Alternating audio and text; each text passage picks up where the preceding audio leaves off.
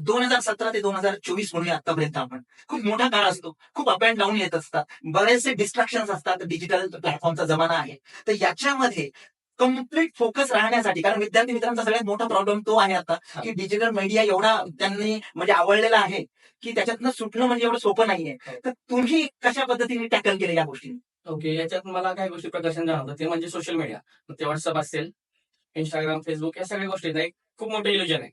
त्याच्यातून साध्य काहीच होत नाही. त्याच्यात आपण वेगवेगळे प्रत्येक मित्रांचे कोण फ्रेंड्स कुठे बाहेर जातात, फिरायला जातात. त्याची एन्जॉयमेंट चालू असते. मग आपल्याला पण वाटतं की आपण पण जावं, फिरावं. पण एक कसं आहे ना, हा जो पिरियड आहे आपला तयारीचा तो एकदम क्रुशियल असतो.